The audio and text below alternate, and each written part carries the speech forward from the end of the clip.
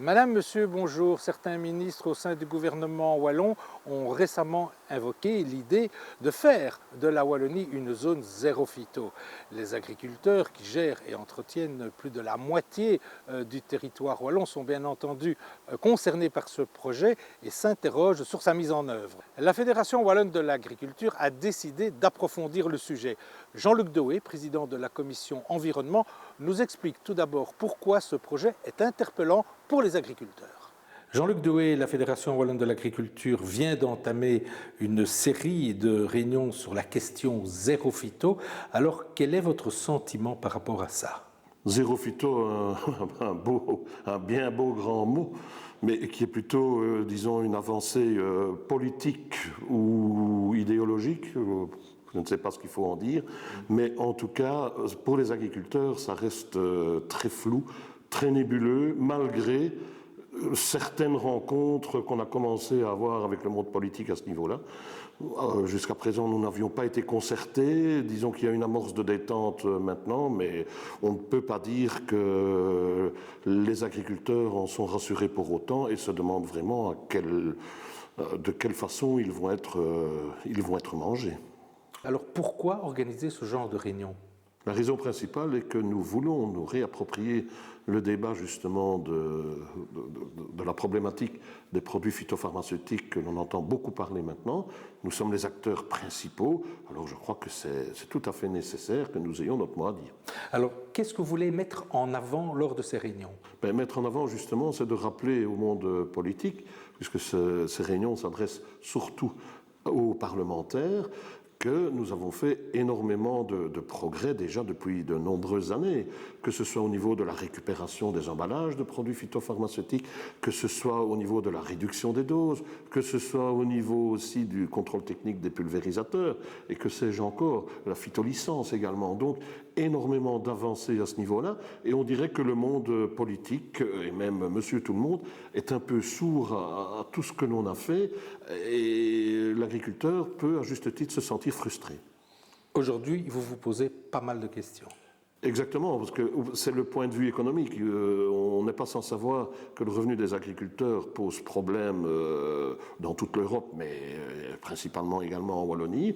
Et si nous nous mettons sur une île, que nous commençons à nous isoler de la Flandre, nous sommes quand même dans un État fédéré, de l'Europe, nous faisons quand même partie de l'Europe, nous suivons les règles européennes et belges, je ne vois pas si au niveau de la région wallonne, on doit cultiver tout à fait autrement. Là, je crois que c'est au niveau économique, je ne sais pas, le revenu, notre revenu, comment il va être garanti, qu'on nous donne des garanties, nous on est prêts à faire ce que l'on veut, mais que notre revenu soit garanti. Et alors, si l'on continue à importer des marchandises qui, elles, ne sont pas soumises à la même législation que la nôtre, alors là, on entre en distorsion de concurrence, et là, on est terriblement inquiet, en effet. Les produits phytosanitaires qui sont utilisés par les agriculteurs et les particuliers doivent faire l'objet de toute une série de tests et d'études d'impact avant de pouvoir être commercialisés. Nous avons été à la rencontre d'Olivier Guelton du SPF Santé. Monsieur Guelton fait partie du comité d'agréation des produits phytosanitaires et nous explique comment tout cela fonctionne. L'autorisation d'un produit phytopharmaceutique comprend deux étapes principales. Il faut savoir qu'un produit phytopharmaceutique contient le principe actif, la molécule, ce qu'on appelle la substance active, et puis il contient tous les autres produits, les autres composants que l'on met avec cette matière active pour avoir le produit tel qu'il peut être mis sur le marché et être acheté par les utilisateurs. Pour la matière active, l'évaluation se fait au niveau européen. C'est-à-dire que pour une matière active donnée, un État membre va évaluer le dossier de fond en comble pour cette matière active-là. Il y aura les aspects physico-chimiques, toxicologie, par exemple les propriétés cancérigènes, mutagènes, reprotoxiques. Il y a également l'aspect environnemental, le comportement de la molécule dans l'environnement, dans le sol, dans l'air. Est-ce qu'il y a un risque de percolation vers les eaux souterraines? Quelles sont les quantités que l'on peut prévoir dans les eaux de surface? Et puis après, il y a un aspect qui prend de plus en plus d'importance, c'est l'aspect écotoxicologie. C'est l'impact de cette molécule sur les organismes que l'on ne veut pas combattre, les organismes que l'on veut protéger. Il y a également un aspect résidu, c'est l'exposition des consommateurs. Si un consommateur mange une denrée qui a été traitée avec le produit phytopharmaceutique, quelle est la concentration que l'on peut retrouver dans l'alimentation et est-ce que c'est acceptable pour ne pas avoir d'effet sur la santé. Cette évaluation européenne, il y a plusieurs acteurs qui interviennent. la Commission européenne qui joue un peu le rôle de coordinateur. Et puis, chaque État membre va être rapporteur, c'est-à-dire qu'il va effectuer l'évaluation complète pour les différents aspects pour une molécule donnée. Il établit une monographie, c'est un rapport d'évaluation très détaillé, plusieurs centaines de pages pour les différents domaines. Et lorsque cette monographie est disponible, il y a alors un troisième acteur qui entre en jeu, c'est l'Autorité européenne de sécurité alimentaire, l'EFSA, basée à Parme. C'est un organisme scientifique indépendant qui va revoir un peu l'évaluation de l'État membre rapporteur. Des réunions peuvent être organisées par domaine d'expertise où chaque État membre envoie alors ses experts pour la matière concernée et ils vont alors discuter de l'évaluation qui a été faite et des conclusions. Sur base des différentes conclusions, des différentes discussions sur chaque domaine du dossier, l'EFSA va remettre une conclusion sur la matière active. Et cette conclusion est ensuite transmise à la Commission européenne. La Commission européenne va se baser sur l'évaluation du rapport, sur les conclusions de l'EFSA, et va faire une proposition de décision par rapport à la molécule, par rapport à la matière active. Est-ce que cette molécule est acceptable ou pas? Est-ce que nous respectons les principes uniformes qui permettent d'arriver à un usage sûr de la molécule ou pas? Et sur base de la proposition de la Commission, les États membres vont alors voter, se prononcer sur la décision de la Commission. Si le vote est favorable à l'approbation de la substance active au niveau européen, eh bien alors cette molécule est considérée comme approuvée pour une période limitée, ce qui signifie que les firmes alors peuvent aller au niveau de chaque État membre et demander l'autorisation pour un produit phytopharmaceutique qui contient cette molécule. Alors, à vous entendre, avec toutes ces sécurités qui sont mises en place, le concitoyen peut être rassuré? Oui, tout à fait, et y compris les utilisateurs de produits phytopharmaceutiques, mais à une condition, c'est de respecter ce qui se trouve sur l'étiquette. Et ce qui doit se trouver sur l'étiquette se trouve sur l'acte d'autorisation, qui est le reflet de nos évaluations avec les mesures de réduction du risque pour arriver à une exposition qui est négligeable et donc à un risque qui est tout à fait acceptable pour l'environnement et la santé. La vente et l'usage des produits phytosanitaires sont soumis à de nombreuses réglementations. Le renforcement progressif de ces règles et la conscientisation des agriculteurs ont débouché sur une diminution drastique de l'utilisation de ces produits. Laurence Janssen du comité régional phyto nous en dit plus à ce sujet. Laurence Janssen, un petit mot peut-être sur l'évolution de l'usage des produits phyto par les agriculteurs. Où en sommes-nous exactement aujourd'hui ? Donc, si on regarde les quantités vendues de substances actives à l'échelle de la Belgique, sur une période de temps qui va de 1995 à 2013, on constate qu'on a clairement une diminution entre 1995 et 2010. Donc, on va passer d'environ 11 000 tonnes à peu près 5 500 tonnes pour 2010. Ensuite, on va avoir une légère remontée et on tourne aux alentours de 6 500 tonnes pour les années suivantes, donc de 2011 à 2013. Et depuis 2013, quelle est la tendance ? Alors, donc là, on est en train de travailler sur ces données actuellement. Donc on ne sait pas encore donner de chiffres exacts, mais il semblerait qu'on soit effectivement toujours aux alentours entre les 6 000 et 7 000 tonnes pour ces années-là. Je suppose que ça s'explique, cette diminution. Oui, tout à fait. Donc, il faut savoir que tout d'abord, on a eu une évolution au niveau de la législation avec notamment l'adoption du paquet pesticides en 2009. Il y a eu des révisions au niveau des substances actives et certaines ont été retirées du marché où il y a eu des limitations par rapport aux quantités utilisées. Mais on a eu aussi une évolution, donc des nouvelles substances actives qui sont venues sur le marché et qui vont être efficaces à une utilisation bien moindre. Donc on passe à quelques grammes ou parfois même des milligrammes, ou parfois on était avec des quantités bien plus importantes. Alors il y a aussi une série de substances actives qui ont été carrément retirées, c'est ce qu'on va voir pour le sulfate de fer, le chlorate de soude qui était largement utilisé. Et puis alors un facteur aussi qui est important à mentionner, c'est qu'au niveau de l'agriculture, on a aussi une conscientisation. Donc les agriculteurs vont avoir tendance non plus à venir avec un traitement systématique, mais à suivre des avertissements et à traiter plus localement. Donc ça va aussi influencer les données au niveau des quantités vendues. Et qu'en est-il au niveau de l'utilisation des produits phyto, maintenant, pour les autres professionnels qui ne sont pas agriculteurs et pour le citoyen ? Alors si on regarde la répartition de ces quantités vendues et qu'on les ventile au niveau des différents utilisateurs, on verra que clairement l'utilisation non professionnelle de produits phytopharmaceutiques ne représente que quelques pourcents des quantités totales utilisées.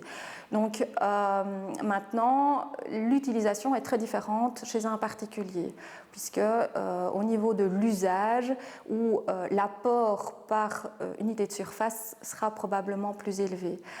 Si on regarde au niveau des utilisations professionnelles, le secteur agricole reste malgré tout le plus grand consommateur de produits phytopharmaceutiques et on va retrouver par contre des utilisations aussi professionnelles, mais au niveau des communes, au niveau du parc et jardin et dans d'autres secteurs professionnels, mais en moindre mesure. Alors Laurence Janssen, un petit mot peut-être maintenant sur les évolutions dans cette réglementation. Où en sommes-nous ? Oui, donc en fait en 2009, l'Europe a adopté ce qu'on appelle le paquet pesticides qui comprend différents textes législatifs en lien avec les produits phytopharmaceutiques. Donc on a 2 règlements de directives. C'est là qu'on va retrouver une nouvelle réglementation relative à la mise sur le marché des produits phytopharmaceutiques et aussi la fameuse directive cadre pesticides qui, elle, va viser la mise en place d'une utilisation des pesticides qui soit compatible avec le développement durable.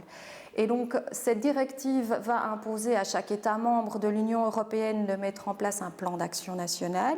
Chez nous, ce plan d'action national s'appelle le NAPAN, est composé d'un programme fédéral de réduction des pesticides et de programmes régionaux avec le programme wallon de réduction des pesticides pour la Wallonie.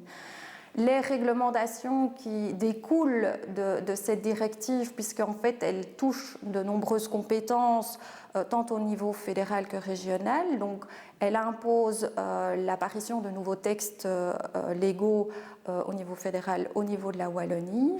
Mais il faut savoir qu'il y avait déjà toute une série de choses qui existaient avant. Donc l'agriculteur était déjà tenu de montrer son pulvérisateur au contrôle technique tous les 3 ans, depuis déjà de nombreuses années.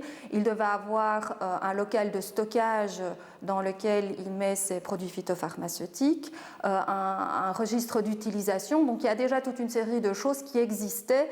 La Belgique n'a pas attendu la directive pour que ces mesures soient prises. Par contre, il y a de nouvelles mesures qui sont apparues, comme par exemple la mise en place de la phytolicence. Donc, les agriculteurs maintenant doivent avoir un certificat pour pouvoir utiliser les produits phytopharmaceutiques et vont devoir également suivre ce qu'on appelle la formation continue pour mettre leurs connaissances à jour. En tant que consommateur, il est légitime de se demander si l'utilisation de produits phytosanitaires a des conséquences sur notre santé.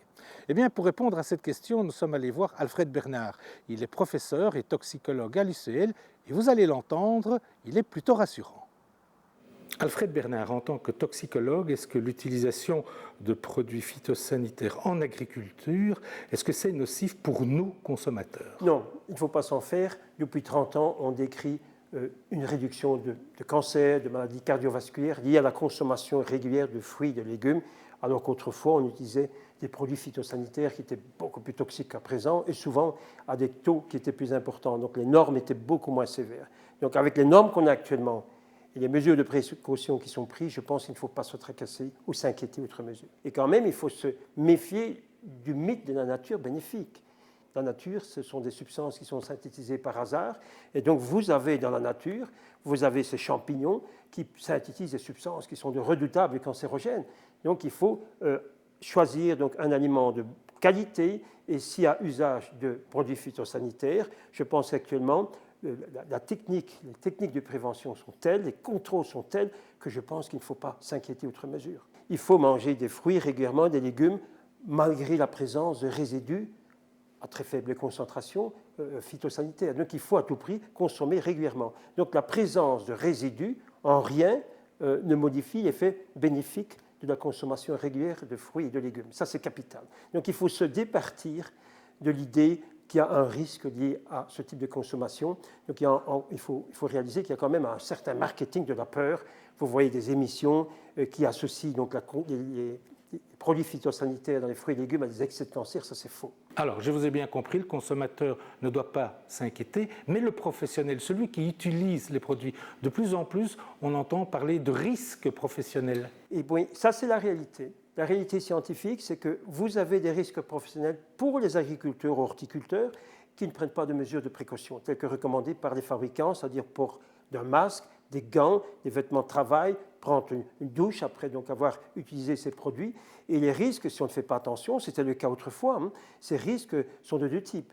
Vous avez un risque accru de maladie de Parkinson, ça c'est assez bien documenté, quel que soit le type d'ailleurs de produits phytosanitaires, donc ce risque est réel.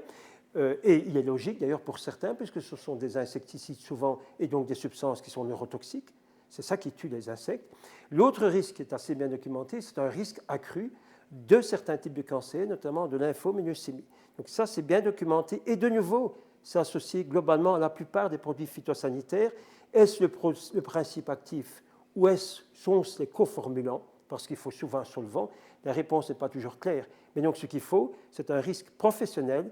Et l'erreur actuellement, le danger, c'est d'extrapoler ce risque professionnel par inhalation, par contact cutané à des très fortes doses sur plusieurs années, d'extrapoler ça aux consommateurs.